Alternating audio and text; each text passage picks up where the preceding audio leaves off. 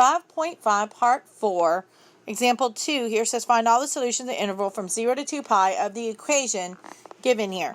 Alright, so again, we've got two different trig functions going on. And so we've got to make one of them into the other one. So either we got to take cosine and make it into a sine, or sine into a cosine.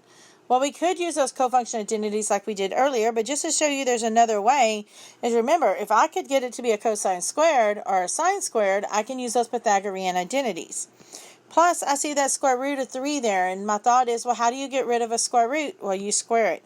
So I'm going to do that on this one. It's not saying this is the only way to work it. I'm saying this is the way I'm going to work it. All right, so remember, for it to be squared means times itself. And so I'm just going to rewrite it times itself. And while I'm doing this, I'm going to mention, don't forget though, because we squared it to help us solve, that means that we have to check our solutions, because we could end up with those extraneous solutions. Okay, so on the right here, we just have everything's being multiplied with the square root of 3 times cosine of x times the square root of 3 times cosine of x. So we're going to multiply our radicals together. The square root of 3 times the square root of 3 is the square root of 9, or we can just say it's 3. And then cosine times cosine is cosine squared of x. On this other side, we're going to distribute or do FOIL, and when we do that, we're going to get sine squared of x plus sine of x plus sine of x plus 1. And so on the right hand side there, I can get my like terms together. So I've got 3 cosine squared of x equals sine squared of x plus 2 sine of x plus 1. Now, we have to make a choice. Do we want to take cosine squared and make it into sine squared, or sine squared into cosine squared? But be careful, because we still have this sine of x here. We can't change that sine of x. So my recommendation is take cosine squared and change it to a sine squared. So just like we did in the previous example, we know cosine squared of x would equal, if we took that Pythagorean identity, sine squared plus cosine squared equals 1, and algebraically manipulated it, we'd see that it's equal to 1 minus sine squared of x. So I'm just going to replace that. And I'm going to simplify now this left-hand side by distributing.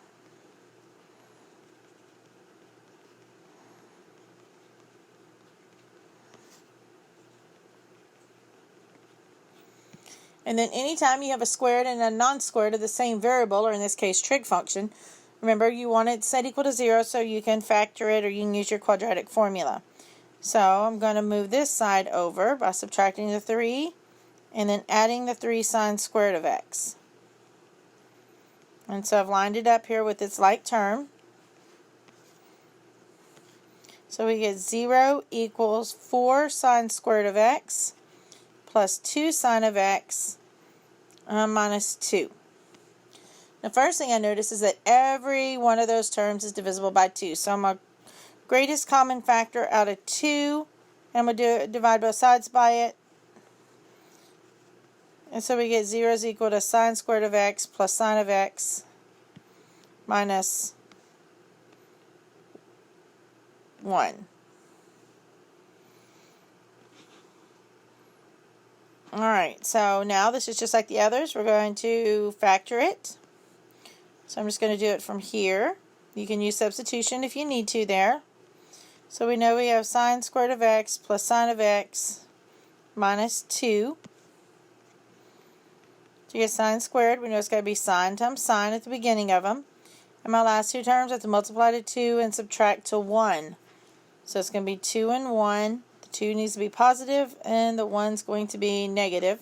But don't forget, because you multiplied it by this 2, you got to come back and divide by it. So when we do that, come up here with it, we get sine of x plus 1 times 2 sine of x minus 1. And it's equal to 0. So then we're going to set them individually equal to 0 and solve. So I'm going to solve this first one. So sine of x equals negative 1.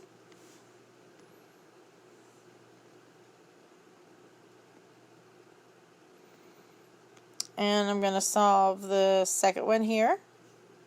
Whoops.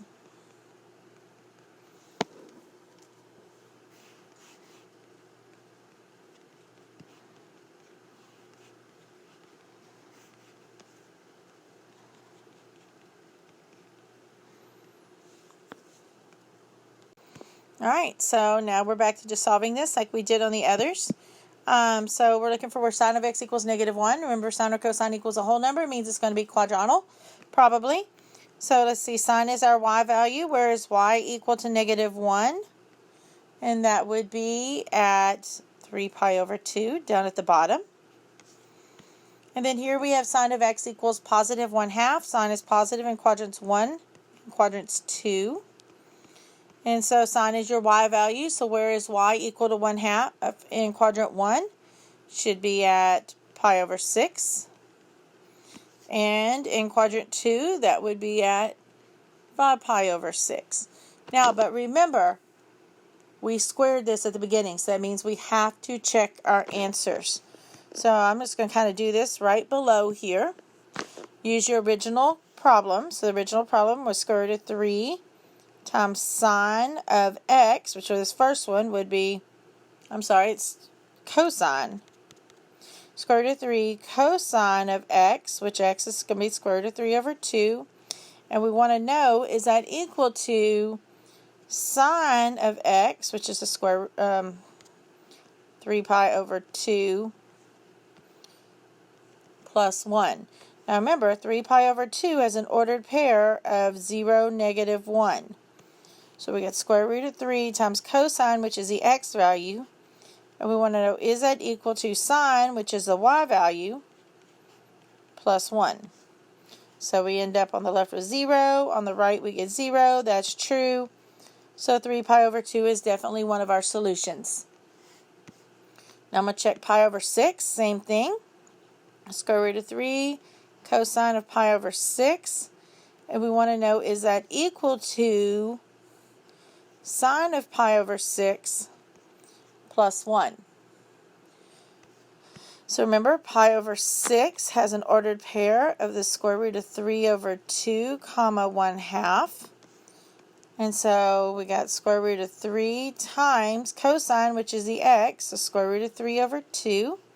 And we want to know, is that equal to sine, which is the y, plus 1. So on here, remember, you multiply fractions straight across, so we get 3/2 equals 1/2 plus 1 would be 1/2, which that's the same thing. So pi over 6 is an answer as well. And then we're going to check. I'm going to draw a little squiggle here to kind of separate it. It's getting a little messy. It's getting pretty messy. I'm sorry. So, but then we check the 5 pi over 6. So we got square root of 3 times cosine of 5 pi over 6. And we want to know, is that equal to sine of 5 pi over 6 plus 1.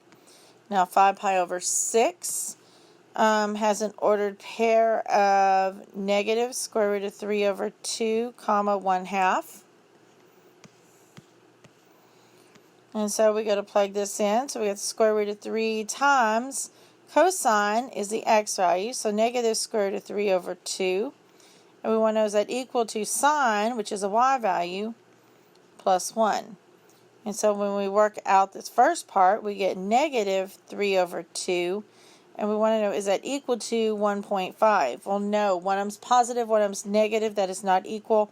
5 pi over 6 is an extraneous solution, so it is not one of our answers. So we only ended up with 2 answers there. We got where x is 3 pi over 2 and where x is pi over 6 as our 2 solutions.